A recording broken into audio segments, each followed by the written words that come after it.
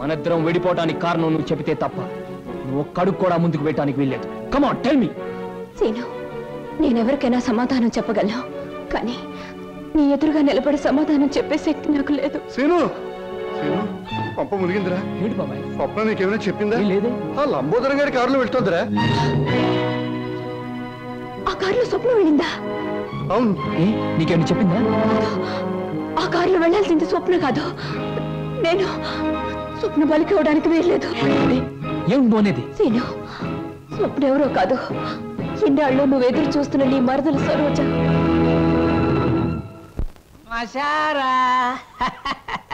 Already సరుగు ready. మాట మీద నిలబడే మనిషి అండి. అన్న మాట ప్రకారం వచ్చి కారెక్కింది. వర్ణ పొలాన్ని తీసుకొచ్చేసాను అంతే.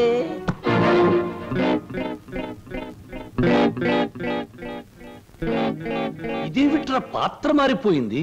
నేను మాట పడే రకం కాదు, అలాంటే దగ్గరగా వస్తుంది. ఓరి యాదవా, ఇది లలిత కాదురా, స్వప్న. నిజమే. ఎవరు ఎవరు ఎవరు అది? అమ్మనాథలు నువ్వా? ఎక్కినప్పుడు చూడలేదు, ఇక్కడ తీసుకొస్తున్నప్పుడు చూడలేదు. ఇప్పుడు మాత్రం పోయిందే ఉంది బాబు. అది వచ్చేదాకా దీంతో సరసలాడండి. ఇప్పుడు వెళ్ళి అసలుగా అటు వచ్చేసా. ఒరే నిశాచరా, ఇన్నాళ్లకు నువ్వు ఒక మంచి పని చేసావురా. ఒకటి తెమ్మంటే రెండొచ్చేలా చేసావురా. వీళ్ళిద్దరి మధ్య ఏదో గూడి పుఠానే ఉంది. వెళ్ళి తీసుకురా ఆ బటానీని. అలాగే దేవరా. ఆగు, ఇందులో మరెవరి ప్రమేయం లేదు. నేను కావాలనే వచ్చాను. లలితను మాత్రం వదిలే. ప్రోగ్రామ్ ఫిక్స్ అయ్యాక అనుకున్న టైంలో ఆడది నా పక్కన ఉండకపోతే, ఛీ, నువ్వు మా వంశంలో తప్పబుట్టామని మా తాత ముత్తాతలు, వాళ్ళ తాత ముత్తాతలు కూడా కల్లోకొచ్చి లేపి మరీ తిడతారు. అది కాదు, నువ్వు నన్ను కోరుకున్నావు, నేను నీకు లొంగిపోతున్నాను. నేనేమైనా సరే లలితను మాత్రం వదిలే. ఎలాగైనా శ్రీనివాస్కి లలితకి అనుకున్న ముహూర్తానికి పెళ్లి జరగాలి. నువ్వేం చెప్పినా చేస్తాను, పెళ్లి జరగడానికి వీల్లేదు అంటుంది లలిత. నువ్వేం చెప్పినా నేను చేస్తాను, ఆ పెళ్లి జరగాలి అంటుంది స్వప్న.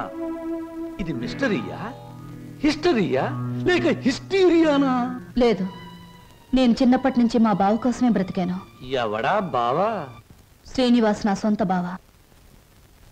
మా మేనత్త మేనమావలు జమీందార్ శ్రీధర్రావు గారిని కాపాడాలని పొలం తగాదాల్లో చనిపోయారు.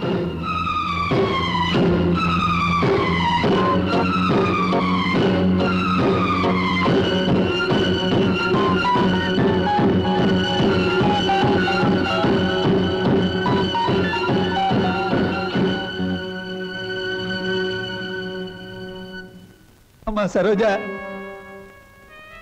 నా పేరు నీకెలా తెలుసు? అమ్మా, నేను నీ నాన్ననమ్మా. నీ నాన్నని లచ్చిని సీన్ని అమ్మేసి నేను దూరం చేస్తున్న దుర్మార్గుండి అమ్మా, దుర్మార్గుండి. బాబు బాబు, మీకు దండం పెడతాను, మీ కాళ్ళు అట్టుకుంటాను. అది నా కన్న కూతురు బాబు, దాన్ని ఏం చేయకండి. వదిలేయండి బాబు, వదిలేయండి. భలే చెప్తున్నావురా. అసలు నువ్వు నా దగ్గర తీసుకొచ్చే ఆడపిల్లలందరూ ఇటుక బిడ్డలు కాదురా, ఎవరో ఒకరు కన్న బిడ్డలే. అసలు ప్రాంతీసారా ఎందుకు కనిపెట్టారో తెలుసా? ఇలాంటి పరిస్థితుల్లో ఉపశాంతి కలుగజేయడానికి. ఈ సమాజంలో సెంటిమెంట్ విలువ కేవలం ఒక పెగ్గు బ్రాందీ. బాగా తాగు, నీ బాధలన్నీ. అవును నాన్న, ఎందుకు అనవసరంగా బాధపడతా? ఆత్మీయత, అనురాగం ఏనాడో వదిలేసి నీ ప్రపంచంలో హాయిగా బ్రతుకుతున్న మనిషివి నువ్వు. మళ్ళీ అవి గుర్తు చేసుకోకో. మత్తు దిగిపోతే ఈ సంఘటన చాలా భయంకరంగా కనబడుతుంది.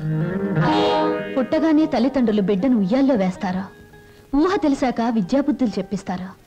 వయసు వచ్చాక పెళ్లి చేసి అత్తవారింటికి పంపిస్తారా? కానీ నువ్వు ఇవేమీ చేయకపోయినా ఈరోజు నలుగురు నీ కూతురుని అనుభవించడానికి ఒక వ్యభిచారిని కావడానికి పంపిస్తున్నావు నాన్న. నువ్వు నేను తండ్రి కూతుళ్ళు అనే ఈ నిజం ఈ 4 గోడల మధ్య చచ్చిపోనే. ఈ నిజం ప్రపంచానికి తెలిస్తే బంధాలకు, అనుబంధాలకు, మమకారాలకి, మనుగడకి, సంస్కారానికి, సభ్యతకి విలువే ఉండదు. నీ చేతులతో ఎంతో మంది ఆడపిల్లల్ని గడప దాటించావు. నన్ను వాళ్లల్లో ఒకళ్ళనుకుని నవ్వే. ఏ బాధ ఉండదు. వద్దమ్మా, ఏ తండ్రికి ఎట్టాంటి చెత్తొద్దు. ఎప్పటికైనా నేను తండ్రిగా ప్రవర్తించకపోతే నేను చేసిన పాపాలకి ఆ దేవుడు కూడా క్షమించడమ్మా. అసలు ఈ ప్రపంచంలో తండ్రి అనే పదానికి అర్థమే ఉండదు. ఉందిరా, ప్రతి మాటకు అర్థం ఉంది. అర్థం వెనుక అనర్థం ఉంది, అనర్థం వెనుక వ్యర్థం ఉంది. నాలాంటి వాడి ప్రతి మాటకు ప్రతి పదార్థం ఉంది. ఎవరిన్ని గింతినా, ఎవరిన్ని రంకెలు వేసినా, శీలమని కొందరేడ్చినా, నా మాటలు అశ్లీలమని విమర్శించినా, అన్ని రకాల పిట్టలు రెక్కలు టపటపా కొట్టుకుని ఆ పిట్ట కోసం ఈ పిట్ట, ఈ పిట్ట కోసం ఆ పిట్ట, 2 రకాల పిట్టలు నా గూటికే చేరాయి. మేమే చిరంజీవులం, మా మాటే చిరంజీవి, మా బాటే చిరంజీవి. రావే జై. నా బిడ్డ ఒంటి మీద చెయ్యేసావా చంపేస్తాను.